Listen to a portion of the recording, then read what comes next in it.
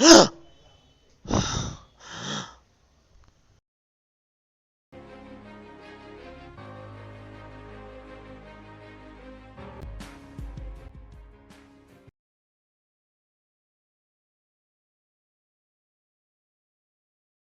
Boys గంటకు 3,000 నుంచి రోజుకు 10,000 పైగా వీళ్ళ దందా ఏ లెవెల్లో సాగుతుందో మీకు అర్థమైంది కదా.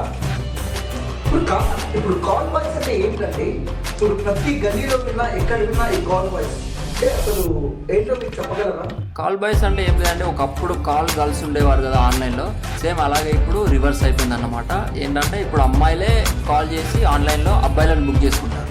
ఓకే, ఈ వర్క్ ఎవ్రీ మంత్ నాకు జాబ్ చేస్తే యాక్చువల్లీ 10,000 to 15,000 వచ్చేదండి శాలరీ.